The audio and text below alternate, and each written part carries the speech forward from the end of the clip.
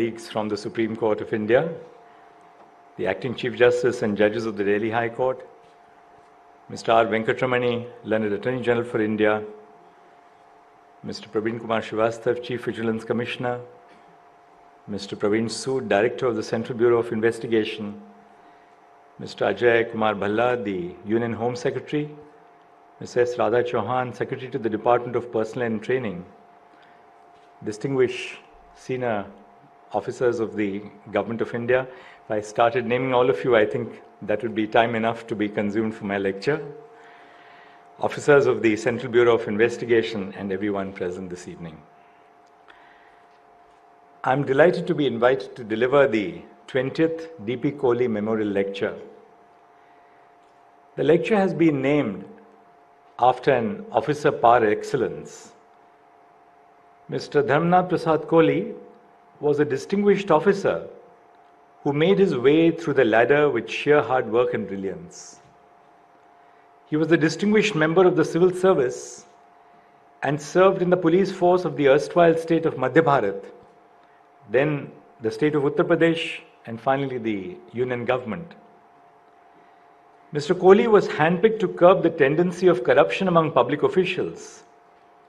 He served as the Inspector General of Police of the Special Police Establishment and believed that it could be transformed into a premium investigation agency of the country.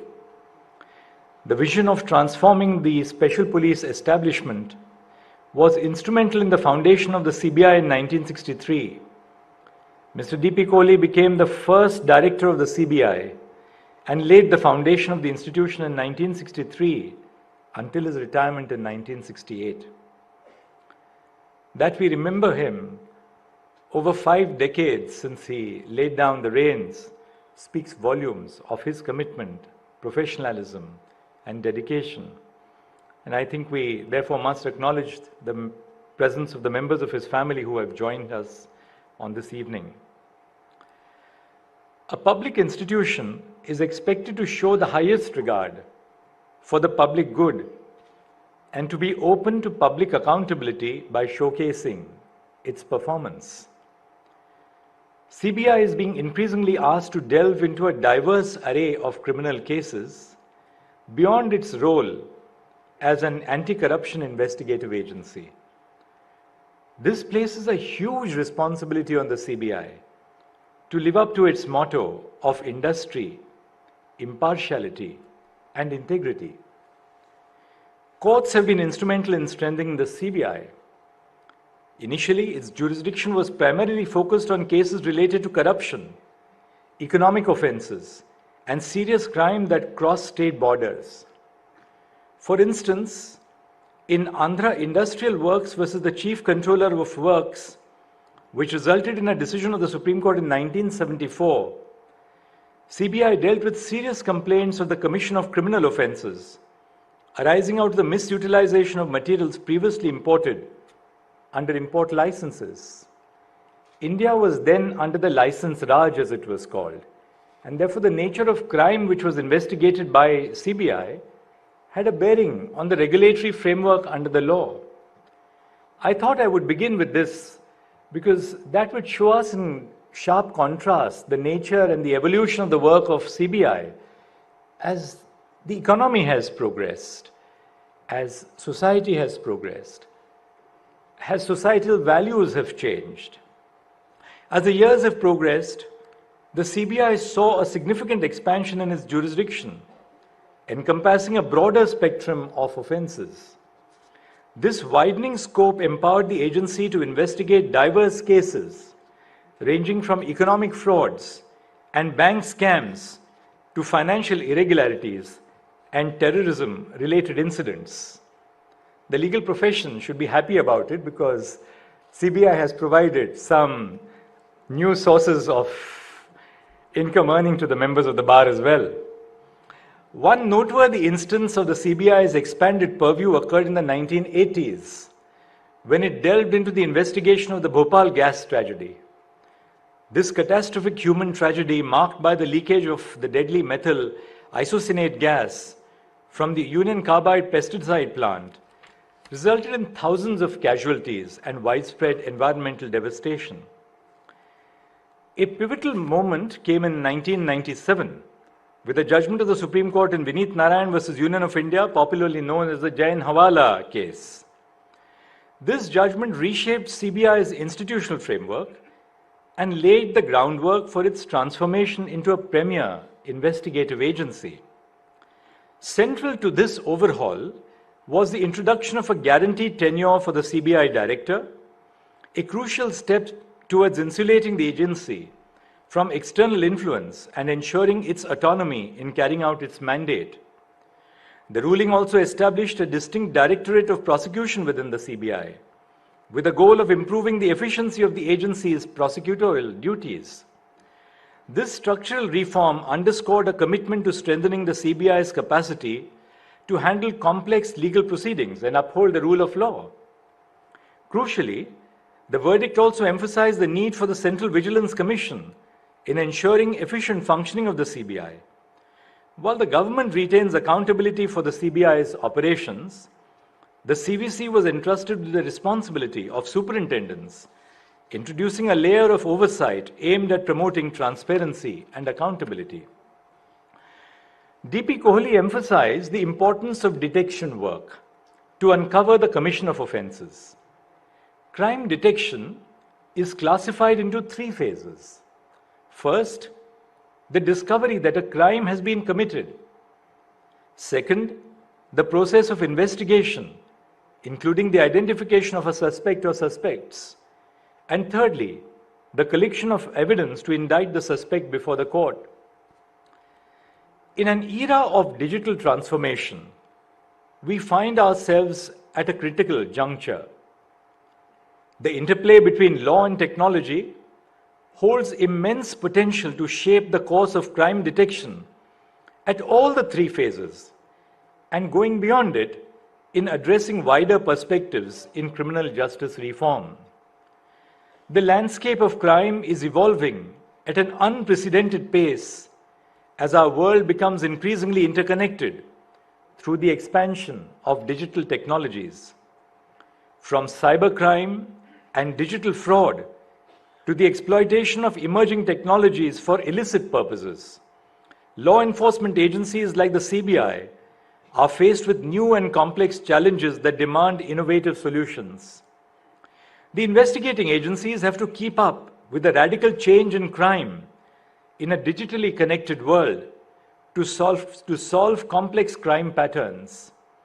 I would like to cite the example of the CBI's preliminary inquiry in 2018 into a case surrounding illegally harvested databases and unauthorized acquisition of data. These new challenges have become more complex because of three main reasons.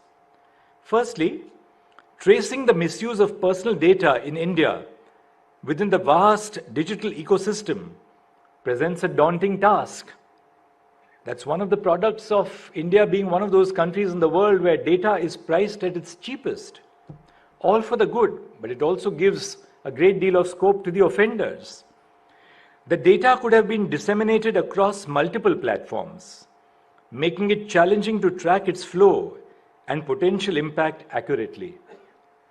Secondly, the techniques employed by cybercriminals, such as data encryption and anonymization, add layers of complexity to investigation, requiring advanced forensic capabilities and specialized expertise.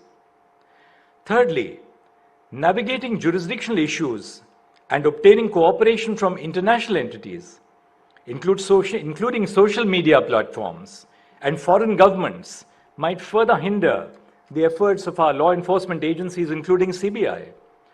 The global nature of crime necessitates extensive coordination and collaboration with counterparts abroad, which could slow down the investigative process. The challenges faced by law enforcement agencies are multifaceted. The journey of information disclosing a criminal offense can be seen in two stages, namely the investigation stage and the trial stage which follows. Technology is changing the way we conceptualize crime and the criminal at the investigation stage. Firstly, violators of the law now have the ability to form global networks and carry out criminal activities through the instrument of technology. A criminal does not any longer function in an isolated silo with a localized crime scene. The criminal is not a solo performer, or if you like to call them that, a solo artist, but a part of a complex network of operations spread globally. Secondly, the crime itself may no longer have a situs in the digital sphere. Criminals may deploy data analytics for commission of fraud or manipulation, which is not tethered to any physical scene of the crime. Third, the criminal act is no longer a solitary act which causes damage to the victim of crime in one fell swoop. The acts are numerous, and no single act can be complete in itself without regard to the totality of the acts which constitute the violation. To deal with these innovations in criminal activities, India must rethink its investigative framework. The practice of allocating a case to an investigating officer and her local team for investigation must be relooked to meet the challenges of sophisticated criminal networks. We can do this by completely re-engineering the national response to crime and our approach to criminal investigation by forming multidisciplinary teams consisting of law enforcement officers and domain experts, including data analysts. These teams would draw from the expertise of their members and refine their investigative work. Multidisciplinary investigative teams can deploy unique approaches and pattern recognition in a seamless manner over a fluid investigative landscape. The CBI can be upgraded by reassessing the challenges of our changing times and by making structural reforms in CBI. Criminal investigation is, in other words, not just about crime. It needs a robust understanding of new structures of business and finance, together with the evolving challenges to security which are faced by our nation. The legislation of 1963 operates in a radically different world today, both domestically and on a global stage. At the heart of the digital transformation lies the need for a nuanced understanding of the ways in which technology intersects with the legal framework governing our societies. From issues of jurisdiction and privacy to questions of accountability and transparency, the integration of technology into our criminal justice administration requires careful consideration of the ethical, legal, and societal implications at play.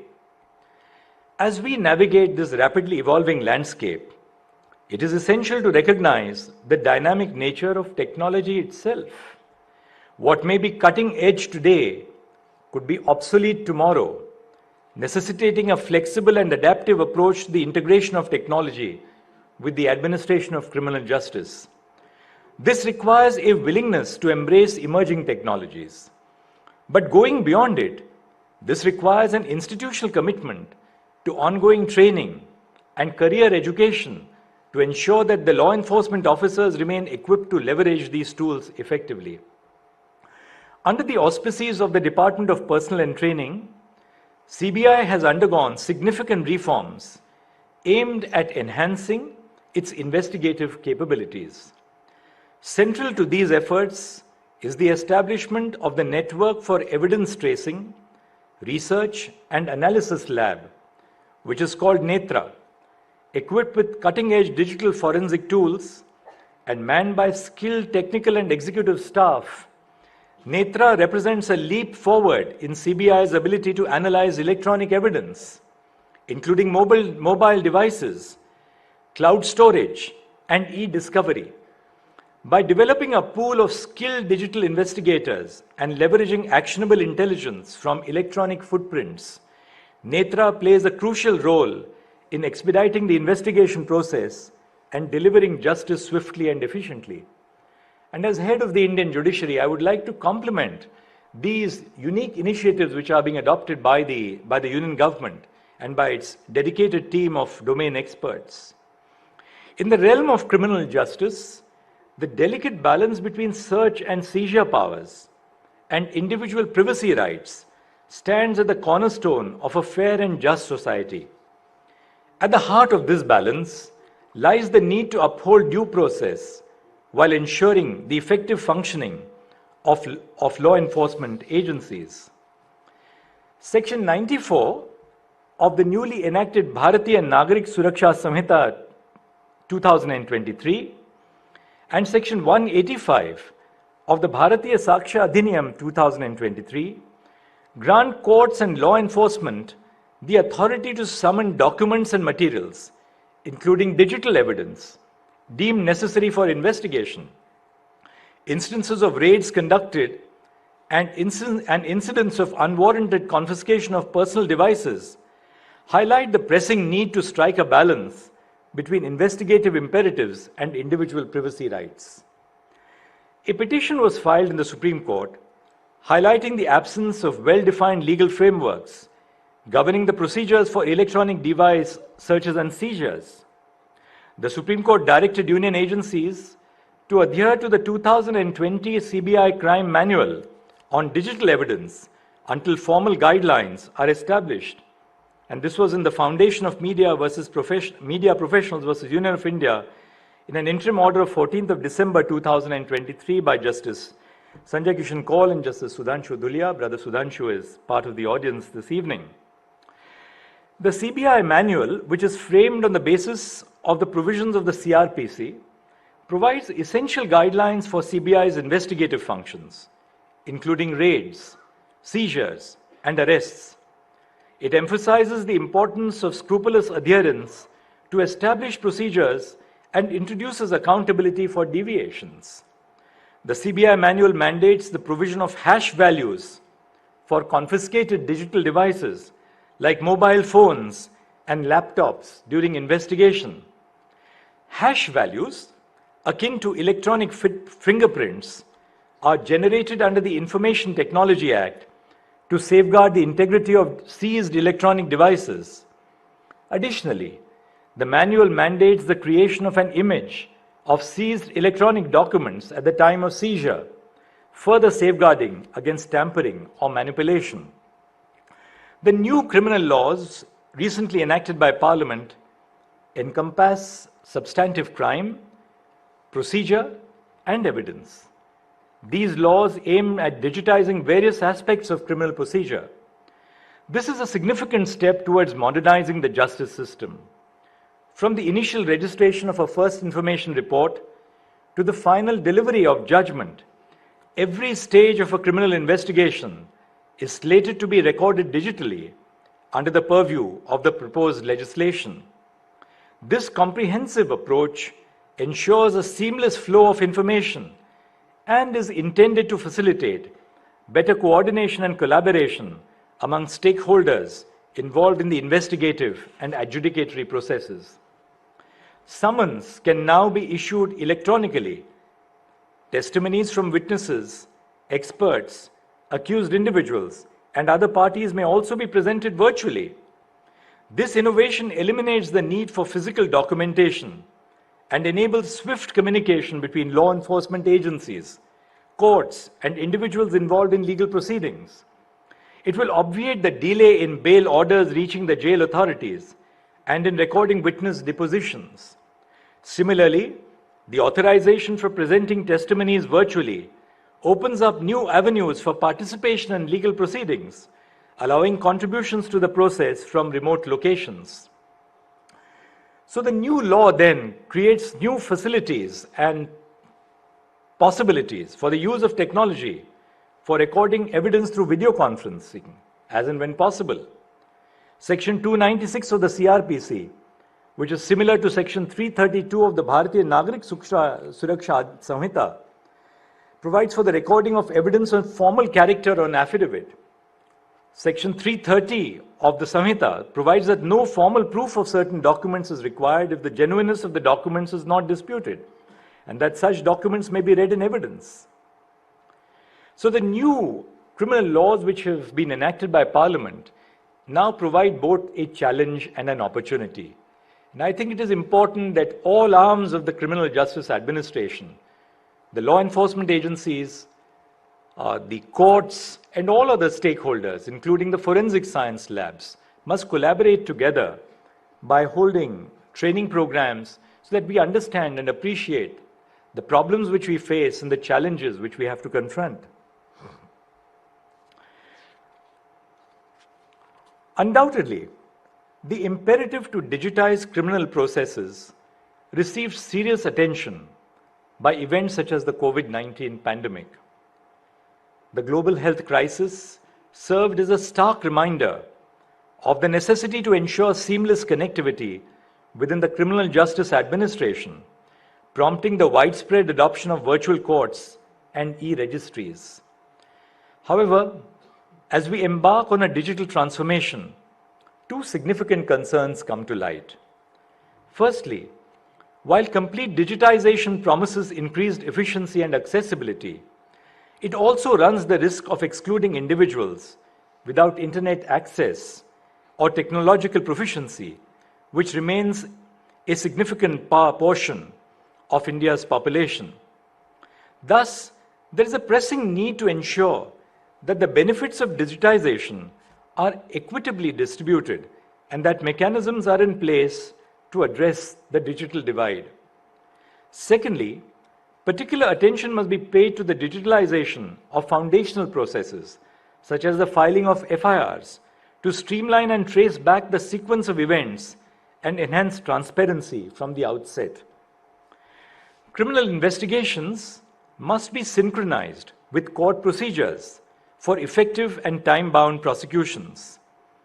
To prosecute or defend in a CBI case is no easy task. Because of the nature of the investigation undertaken by the CBI, the record and documentary evidence is bulky and complicated.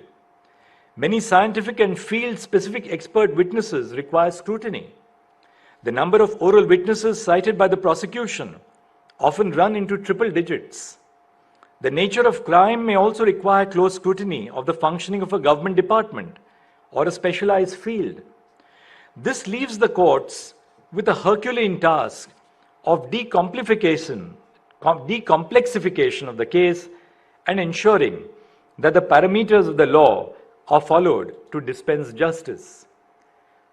In a lighter vein, a common problem which is expressed by judges who are in charge of CBI cases in courts is that when they are selected to head CBI courts, the best amongst the lot are assigned to CBI courts because the cases are so sensitive. But because of the slow nature of the disposal, most of the judges or many of the judges who are assigned CBI courts fall down in comparison with the rate of disposal of their peers in other parts of the judiciary. As a result of which begins then the process of submitting representation when their own career advancements are in issue. Another problem which is faced by our courts is that the special courts which are created to man CBI cases are really just new avatars of existing courts. When we seek to create special courts for CBI cases, or for that matter other new legislation which is being increasingly enacted by Parliament, we must truly set up new courts, technologically efficient courts, and not just try and convert existing infrastructure to fill a new label. That will be really the challenge which we have to face if we have to change the whole face of the administration of criminal justice.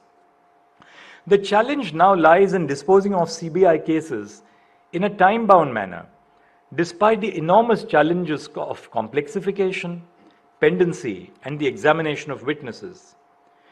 This is because, first, the Premium Investigation Agency deals with crimes which impact the national economic health. Their speedy disposal is imperative for maintaining public confidence and preventing corruption in public life. Second, the accused in CBI cases are charged with serious violations of the law. The justice delivery mechanism must be swift. The life of the accused is altered, and their reputation is also significantly hurt when they are accused of an offense. Delays in the disposal of cases therefore become a significant impediment in the process of justice delivery. Delay in prosecutions is one of the common and grave concerns of the justice delivery mechanism. Anyone acquainted with court procedures would acknowledge that the examination of witnesses in a criminal trial is a time-consuming process. Delays in examination lead to derailment of the trial. Expert witnesses may need to unwrap the working of a scientific process or the inner workings of the process in which corruption is alleged, which is also time-consuming. The need of the hour is to recognize the complexity of CBI prosecutions and to leverage technology to avoid delays. Our challenges today and tomorrow require an institutional commitment, a commitment which requires dedicated finance to upgrade infrastructure, synergies between different wings of the criminal justice administration, and calibrated strategies to train all the personnel to understand the rapid changes in the environment. A multi-pronged approach must be adopted to integrate technology with court procedures to obviate the delays caused in CBI prosecutions. This would ensure that the severity of the accusation, coupled with excessive delays in CBI courts, does not translate to a presumption of guilt. In preparation of this lecture, I thought that the best inputs which I could get would be from some of our district judges who have presided over CBI courts. And I thought I'd just have an informal conversation with them. One little input which I got from a senior district judge was that the cases before him spanned a whole spectrum from rupees 300 to rupees 1 crore. And he says, I asked the special prosecutor that is rupees 300 really worth the CBI contesting the litigation? And the answer was, well, 300 was what came to light. And usually speaking, the crime comes to light only when a deed is not completed or the demand has not been met. But I think it's important for us, both in the context of not just streamlining the courts, but also promoting the efficiency of the CBI as an investigative agency, to pick our battles. I think we have perhaps been spreading our investigative agencies too thin over the years, despite the rapid change in the environment. Our premier investigative agencies must concentrate their attention and efforts on that class of crime which truly threatens the security of the nation, public order, or the economic health of the nation. Allowing our investigative agencies to spread themselves too thin would really pose a serious challenge to the personnel who man the agencies, because the number of personnel is obviously limited. So many of the officers who work in the CBI, as the director was telling me, come on deputation. The force consists largely of officers on deputation. Many of the problems which I have highlighted can be resolved by creating a natively digital environment, from investigation to witness examination and final disposal. From the inception of the case in the form of an FIR, we must imagine the role of technology in facilitating speedy and fair trials. For example, when an FIR is registered, the case eventually proceeds to trial, it is difficult to access the general diary of the case because the diaries are weeded out every 10 years. Therefore, the FIR and the general diary must be sent to the court in electronic formats at the very outset. Similarly, a digital certified copy of the relevant case diary and the documents which are required to be provided to the accused under Section 207 of the CRPC can be sent to the court and the accused respectively. Some of the measures are as simple as allowing witnesses and stakeholders to appear before the court virtually. This will not only create a friendly and accessible environment for examination, but will also avoid delays due to the non-appearance of witnesses. Videography of relevant procedures of investigation can also be done, which would later be used as evidence during the trial. It would be beneficial for the prosecution, the accused, and also for the court administration to ascertain the actual sequence of events related to any investigative procedure. A virtual court model has recently been developed by the E-Committee of the Supreme Court. Xi'an ಚಾನೆಲ್ನ ನೋಡ್ತಾ ಇರಿ, subscribe ಆಗಿ, like ಮಾಡಿ, share ಮಾಡಿ. ಮುಕ್ತ ಪತ್ರಿಕೋದ್ಯಮವನ್ನು ಬೆಂಬಲಿಸಿ. ನಮಸ್ಕಾರ.